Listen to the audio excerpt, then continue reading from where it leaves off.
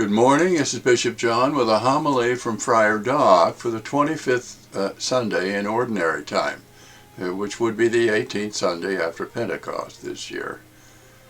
The Old Testament reading is taken from the Book of Wisdom, chapter 2, verses 12 and then 17 through 20. The responsorial verses are from Psalm 54, verses 3 and 4, 5, and then 6 and 8. The epistle reading is from the Epistle of St. James in chapter 3, verse 16 through to chapter 4, verse 3. And finally, the Gospel reading is from the Gospel of Mark again, this time in chapter 9, verses 30 through 37.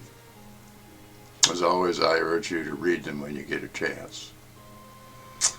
For this Sunday, the readings all teach us something about dealing with the facts that, 1, there is evil in the world, and 2, even people we respect and love can think and do things that are evil. In fact, each one of us can do things that are evil. When we embrace the world of power and control, for instance, we turn away from God and we lose contact with Him. Our egos rise up, our fists clench, and we become little tin gods commanding obedience from those around us in the world instead of being wounded fellow travelers, the humble and thankful children of God. When this happens, frankly, we make a habit of serving the Dark Lord and coming up with all sorts of explanations for why it is entirely appropriate that we do so.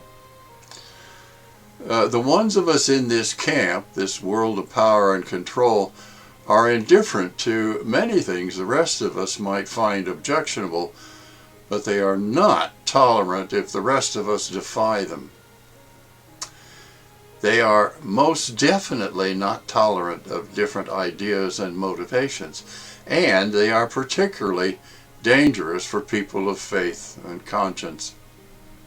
If they know who and what we followers of the way are, that is, a community committed to serving God, serving His sheep and not controlling them, they will come after us with a vengeance. It is wrong to think they want to coexist with us in any kind of respectful disagreement. They want instead to strip away from our minds and hearts the relationship we have with our Abba and our Messiah. Simply put, if we serve the Lord instead of them, it lights their hair on fire. They want all of us to say and do what is obedient to the commands they give us, to join with them in serving their idols of power and control. Or they will do everything they can to humiliate us, control us, and silence us. In practice, such people also strip their adversaries of their status as human beings and redefine them as subhuman, and therefore not worthy of any kind of respect. Any non-trivial disagreement with them immediately engenders ad hominem, that is, personal attacks. Discussion or debate with them becomes useless. It doesn't matter what labels they carry or what they call themselves, because they're in all places. They're both in the churches and outside of them. They aren't using a manual teaching benign philanthropy for all of us, all of this. They're really just using a spiritual cookbook, to borrow something from Damon Knight's 1950 short story, To Serve Man. When these people make grand and glorious statements about serving mankind according to their enlightened and high-minded vision, they're really just warning us not to oppose them. If we even try, they will subjugate and devour the rest of us. If we choose physical security with them, they will enslave our spirits and imprison our souls. Ultimately, there is no truth in them. There is no real security or peace in what they offer either. There is only the debilitation, decline, and death.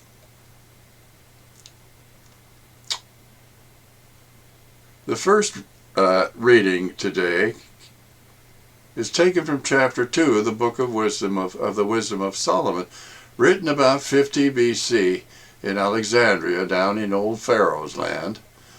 The particular verses describe some devious sleazeballs plotting to destroy the one who is righteous and just. The minions of the evil one plot against the righteous one because he is annoying to them and because he calls them out for breaking the law and violating their own earlier training. Verse 12. They want to see whether his words be true and what will happen to him in the end. Verse 17. They figure, if the righteous one is the Son of God, God will help him and deliver him from the hand of his foes. Verse 18. They propose, however, to test him with violence and torture, to try his patience, and to see whether he will give them proof of his gentleness. Verse 19. The verses are about our Messiah, Yeshua ben Yosef. They will condemn him to a shameful death because, according to his own words, God will take care of him. Verse 20. They don't seriously think the righteous one is the Son of God, and they don't think God will save him. They just want to be rid of the man. After the exhortation to love wisdom and seek righteousness throughout chapter 1, its last verse introduces the wicked, who are the ones who reject life and choose death. Deuteronomy 30, verse 19. Beginning in chapter 2, they see nothing but randomness in their fortunes and trouble in their lives. They believe there is no divine order, that nothing comes from God, and so they should enjoy what pleasures they can in their meaningless lives until they are snuffed out. They can oppress and persecute anyone over whom they have some power. That is, they believe that might makes right, and the elites make whatever rules they want. In these verses, they are angered by any who march to the beat of a different drum, one that is moral and comes from God, that is the Torah, and will do whatever they can to humiliate and destroy them. This enmity applies to anyone who is obvious about living a righteous and God-fearing life in opposition to the mob, but for us followers of the way it applies in spades, as it does in these verses to the Messiah. Essentially a millennium before he walked the earth, Jesus Christ's mission was clearly not understood by those who were and still are his enemies. They're acting like our Lord is a teacher's pet of some kind, who can be attacked and even killed when no one is looking. These kinds of aggression still occur wherever followers of the way stand out against the background of sleazy, dishonest, and shameful crowds, secure, they think, in a corrupt society of liars, thieves, and thugs. Such societies always self-destruct, by the way, but their minions always pick themselves up, regroup, and begin infiltrating any of the more devout, honorable, and service-oriented organizations or governments that replace them. Sometimes it takes hundreds of years, but they find every little chink in the armor, and they slip in through it to kill off the principles of human service to God they hate so much. How do we followers of the way identify and confront the standing stones of the world in all this? Do we recognize when so many of our peers are worshiping false gods? Is it sometimes difficult for us to admit what is obviously evil from the perspective our Lord offers us? We call this kind of thing brutal honesty, and it applies to everyone in our lives. Ourselves, those we love, and those who are more distant. It isn't the appearance of things to which we should owe our allegiance, but to the reality that is God's, and that we can see only through eyes endowed with wisdom and love, eyes that look for Him in all things, rely on His grace, and discriminate truthfully. The verses from Psalm 54 ask for help from God and then acknowledge that help has actually been forthcoming. In verses 3 and 4 here, David pleads with God for divine intervention to save him, because proud and ruthless, godless men, the minions of King Saul, as we know from 1 Samuel 23:19, want him dead. This is in verse 5. Clearly, having been rescued, or at least overcoming his fear, he affirms his faith that God is my helper and sustains my life, verse 6, and that he will offer Yahweh sacrifice and praise his name for its goodness, verse 8. Jubilant and overwhelmingly grateful, David knows God has saved him and will protect him. In the end, every one of us ought to say with David, "The Lord upholds my life." Verse 6 again. King David was betrayed by some folks he trusted, and he was on the lam here.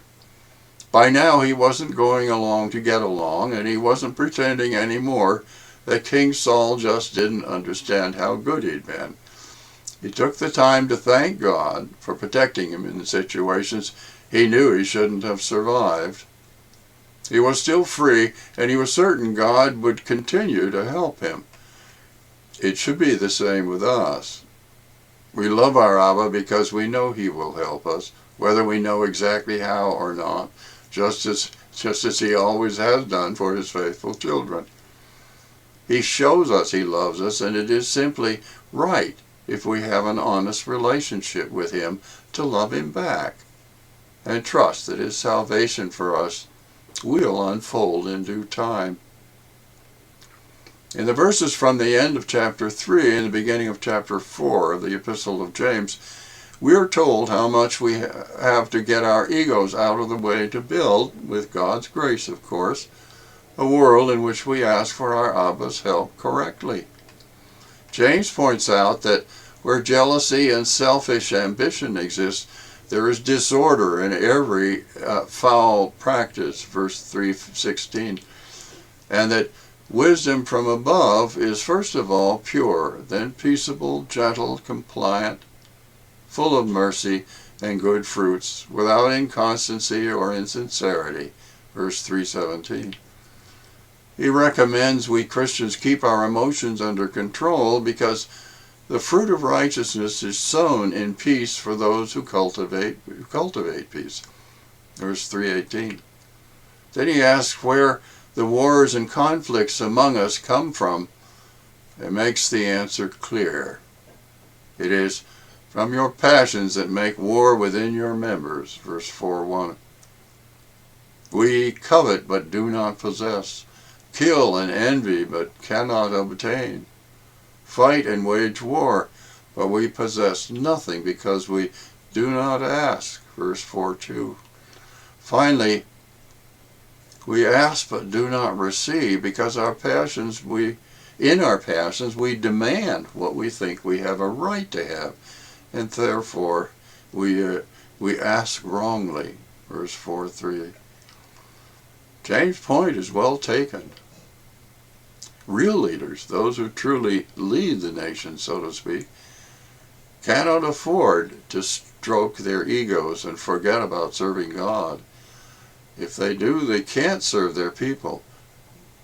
The only results they'll get will wind up fouling the environment, rotting whatever virtue there might be among the people, and devastating the souls who have trusted them.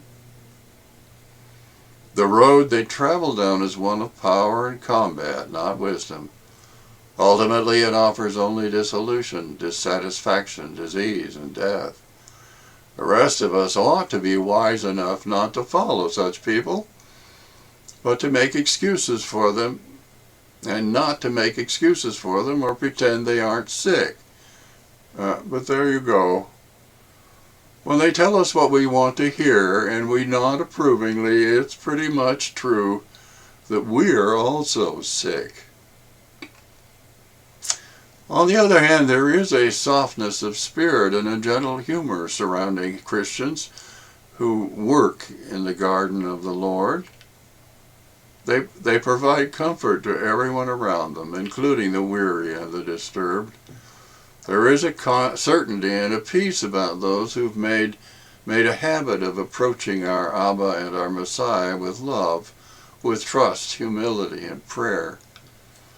The virtuous among us, those who've responded to God's grace and made a habit of opening themselves to His call, receive answers to their prayers because they are wise enough not to demand impatiently, but instead to ask rightly. They go simply where the grace of God leads them. Verse 4:3 again. This isn't rocket science. This is what it means for us to choose life and prosperity rather than despair and death. Look at Deuteronomy 30, verses 14 through 19 again. In the reading from chapter 9 of the Gospel of Mark, Jesus reinforces the importance of turning to our Abba with humble service in mind, and not with hopes of honor and glory. Jesus and his disciples went on kind of a covert road trip through Galilee, verse 30, where he was teaching them and telling them, the Son of Man is to be handed over to men, and they will kill him, and 3 days after his death he will rise, verse 31. They didn't understand, but they were afraid to question him, verse 33. And so they argued among themselves along the way. When they reached the house in Capernaum, our Lord asked them what the argument was about, verse 33. They didn't answer him because they had been discussing who among them would be the greatest, verse 34. Jesus knew what they'd been talking about anyway, and so he delivered some pointed and probably unwelcome instruction to them. If anyone wishes to be first, he shall be the last of all and the servant of all, verse 35. In addition, lest they concentrate too much on the high and mighty, he took a child and placed it in their midst, and putting his arms around it, he clarified what was most important, verse 36. He said, whoever receives one child such as this in my name receives me, and whoever receives me receives not me, but the one who sent me, verse 37. The whole issue, the nature of true Christian discipleship, true Christian leadership, came to a head here. Jesus wasn't speaking to the crowds in this case, but only to those who would be the leaders of his church. Their focus had been on whom among them would be the most honored or powerful when Jesus established his kingdom. And it was the wrong focus. He spoke specifically to the 12 and made it clear they were to care for all people as his children. They had to understand the needs of the faithful as if they were children given into their care. They needed to think about things, not as human beings do, but as God thinks. Just as our Lord told Peter when he rebuked him in Matthew 16:23. In most of our organizations, whether hierarchical or not, we think of leadership going hand in hand with power instead of service. Our politicians and government functionaries are fond of calling themselves public servants, but their actions and the results of their policies suggest they are more focused on serving themselves and being masters of the public. In George Orwell's Animal Farm, they are the pigs in the barnyard and more equal than the rest of us. And I include soldiers in the trenches and first responders in what I've called the rest of us. Even the fallible human as the fallible human beings they are, those who are out actually serving the rest of us have forgotten orders of magnitude more about service to others than the powerful hypocritical sleazeballs who only serve themselves. The evil in our world isn't overcome or reduced by glib tongues pretending that it isn't there or that it is actually just a misunderstanding in the family. It is not kind or caring to pretend that sickness in anyone's body, mind, or spirit is perfectly all right or otherwise excusable. It helps no one when we go about our lives as enablers and codependents. Evil is alarmed and upset when it is dragged from the shadows out into the light. In fact, it will probably snarl and roar when it is exposed. Evil is overcome, however, by virtuous and selfless action. It has absolutely no defense against followers of the way when we serve our Master truly and care for his sheep. As we apply the golden rule in the world around us with a little God-given wisdom, we become wise and virtuous ourselves with his help. We contribute simply by clamping down on our egos, looking around to see what needs to be done, and making a habit of being open to the still small voice of God as we act to make things better however we can. In any case, we can't do this without relying on the grace of God to strengthen us and guide us. We can't do this without remembering that we are called to be servants of the Master and not masters of those around us. We aren't supposed to be the rulers of the world because only Jesus Christ is the true ruler of the world. Only God the Father is the maker of heaven and earth and of all that is seen and unseen, as we say in the Nicene Creed at Mass. We are called to be followers of the way, which in its truest sense means we are called to be servants, to care for and nurture our brothers and sisters, and not to be kings ordering them about. After he shared a breakfast of fish and bread with the disciples by the Sea of Galilee, the risen Lord told Peter to feed my lambs, to tend my sheep, and to feed my sheep. John 21:15-17. He told him he would no longer dress himself and go where he wanted, but that someone else will dress you and lead you where you do not want to go. John 21:18. Finally, our Lord said to him simply, "Follow me." John 21:19. He was speaking to all of us, don't you know? God bless you and yours.